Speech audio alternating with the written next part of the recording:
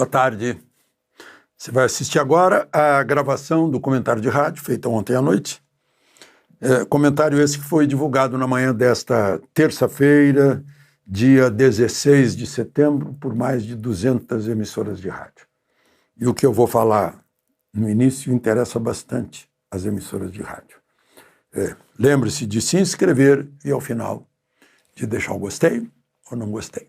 Vamos então aos assuntos de hoje.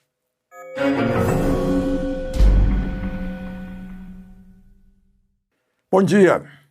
Segundo eu vi na agência oficial, ou seja, a agência do governo, oficial significa que é de governo, o Ministério Público Federal em São Paulo pediu à Justiça, no caso, encaminhou à 6ª Vara da Justiça Federal de São Paulo, o cancelamento de funcionamento da rádio Jovem Pan, por desinformação, aspas, principal caixa de ressonância de discursos que pavimentaram ações golpistas. Eu imaginei que esperaram a condenação, o julgamento da semana passada no Supremo para encaminhar isso. E mais uma indenização por danos morais coletivos de 13.600.000. Agora eu vou ler para vocês a Constituição, o artigo 220 da Constituição. A manifestação do pensamento, a criação, a expressão e a informação, sob qualquer forma, processo ou veículo, não sofrerão qualquer restrição, observado o disposto nesta Constituição. É vedada, depois, parágrafo 2º, é vedada toda e qualquer censura de natureza política, ideológica e artística.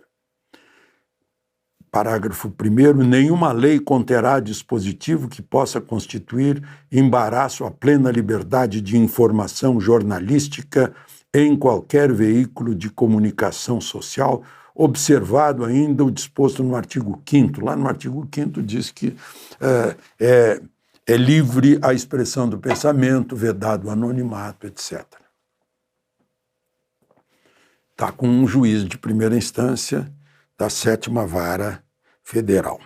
Isso é uma forma de assustar as pessoas que falam em rádio, né? De dizer, olha, que a gente pega vocês. Não pode expressar, né? Eu estava na Jovem Pan na época, e a Jovem Pan me pediu para entrar no ar, naquele 8 de janeiro, e me perguntaram, né, o que foi, o que você acha que aconteceu? Eu disse, olha, eu acho que foi uma catarse. Ficaram frustrados, porque não foram atendidos diante dos quartéis, e aí foi essa invasão de prédios e manifestação nos 3 poderes, uma espécie de explosão. E parece que está lá no processo dizendo que eu estava explicando, claro que estava explicando, né? Justificando, talvez escrevessem, né? Justificando uma catarse por uma frustração. Isso não sou eu que justifica, é o Sigmund Freud, eu não sei se eles conhecem, quem seja, né? Mas, enfim. É preciso que a gente esteja atento, porque o Marco Rubio, agora numa entrevista para a Fox News, lá em Israel ele estava dizendo que semana que vem virão mais restrições ao Brasil, mais sanções, mas ele começa afirmando que o Estado de Direito no Brasil está se desintegrando. Essa é uma maneira de desintegrar o Estado de Direito, impondo censura, né? Impondo o poder do Estado sobre a liberdade. Não entendem que a liberdade é da nação. A nação é que manda no Estado. A nação é que sustenta o Estado. A nação é que elege e escolhe os dirigentes do Estado. Parece que não entenderam nada do que seja democracia. Embora faz tanto tempo que os gregos já falaram tanto sobre isso, os romanos já ensinaram tanto, né, sobre o devido processo legal, né? Mas, enfim, isso é o que move isso, é não vou chamar de intransigência, é quase fanatismo, é um ódio, né, em que não se aceita uma ideologia que não aceita o contraditório, não aceita a outra parte. Isso é muito perigoso. São pessoas que não aceitam a democracia, não aceitam a opinião contrária, né? Isso é gravíssimo. É bom que jovens estejam me ouvindo, porque eu talvez esteja dizendo o oposto do que eles ouvem nas escolas, que é uma coisa muito perigosa. Bom, e só para encerrar, né? Por exemplo, vocês viram no noticiário tradicional alguma coisa sobre o careca do INSS ter, na última hora, desistido de falar na CPI? Isso mostra que há um segredo muito grande que está precisando ser guardado. Está cheio de mistérios essa CPI.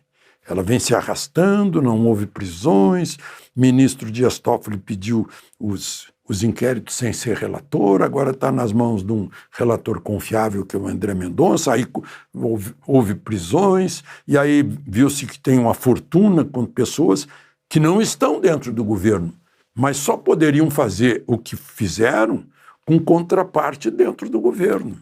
E o que está se querendo esconder? Será que a mídia tradicional, que recebe tantas verbas que vêm dos impostos dos brasileiros, está mostrando isso? Esse escândalo imenso que foi roubar de velhinhos da Previdência milhões e roubar bilhões dentro do aparato governamental, usando a burocracia estatal. De Brasília, Alexandre Garcia. Boa tarde. Você vai assistir agora a gravação feita ontem à noite do comentário de rádio que foi publicado por mais de 200 emissoras na manhã desta segunda-feira, dia 15 de setembro. Lembre-se de se inscrever se ainda não fez isso e, ao final, não esqueça de deixar o gostei ou não gostei. Vamos então ao comentário.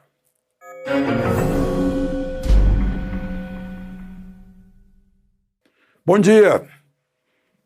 Confirmando-se grande depoimento hoje na Comissão Parlamentar Mista de Inquérito sobre o INSS, onde milhões de idosos foram roubados em bilhões de reais, incluindo também crianças com doenças gravíssimas que são beneficiários da Previdência e também foram usadas.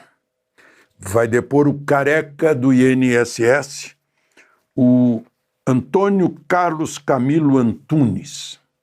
Consta que ele concordou em depor porque quer se defender. Então ele vai ter que contar.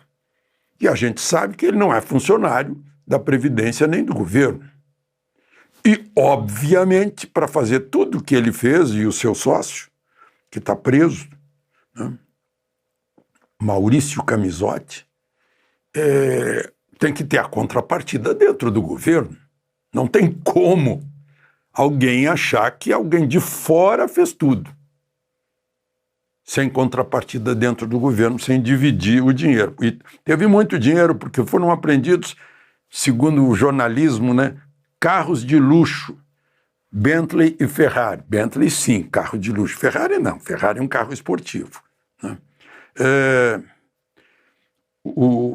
É bom a gente lembrar que a Polícia Federal estava investigando e Dias Toffoli pediu todos os inquéritos. Não sei a truque de que ele não era o relator. Aí o Procurador-Geral da República disse, opa, peraí, queremos um relator para tocar isso. Aí foi para as mãos, foi sorteio, André Mendonça, e aí o negócio passou a andar. E já tem 2 presos e um advogado que pediram a prisão, o ministro André Mendonça não concordou. Passou a andar o processo, né? Então, tem um prato cheio. Associação dos Aposentados Mutualistas para Benefícios Coletivos. É o principal beneficiário, mas tem muita gente envolvida, né? Então vamos esperar. Acho que é um grande momento Eu estou vendo que é algo maior que o Lava Jato, maior que o Mensalão. Aliás, falando em Mensalão, esse careca do INSS parece o Marcos Valério. Até o perfil fisionômico dele, né? Parece que ele é apenas um eixo aí, mas tem muita gente envolvida. Esperemos. O presidente Lula publicou um artigo de opinião numa página do New York Times de ontem, domingo. Ele elogiou o Supremo por condenar Bolsonaro, segundo ele, que orquestrou tentativa de golpe de Estado em 8 de janeiro de 2023. Disse que está orgulhoso do Supremo. Criticou Trump afirmando que está usando tarifa e a lei Magnitsky para buscar impunidade de Bolsonaro. Continuou defendendo o Supremo, dizendo que a justiça não é caça às bruxas, nem está perseguindo as big techs americanas, e depois disse que é desonesto chamar regulação de redes de censura. Opa, então eu vou ser desonesto agora. Eu digo que querem regular as redes, o pretexto é regular as redes, mas é para fazer censura política, porque já existem os meios de combater discurso de ódio, pornografia, agressão a crianças e adolescentes. Estatuto da Criança e do Adolescente, o Código Penal, está tudo lá, é só aplicar. Não precisa fazer censura, porque, aliás, a censura é proibida pela Constituição, né? É impossível pela Constituição, a menos que desrespeitem a Constituição. Bom, uma outra questão que eu queria falar, né? Esse caso aí daqueles que festejaram o tiro, que era para ser na cabeça, mas pegou no pescoço, do Charlie Kirk. Um religioso, pai de família, pai de 2 filhinhas, né? Eu me pergunto a vocês, quem festeja um crime desses não é igualzinho ao assassino? É movido pelo mesmo ódio, pelas mesmas emoções, os mesmos sentimentos do assassino. É isso que a gente tem que considerar,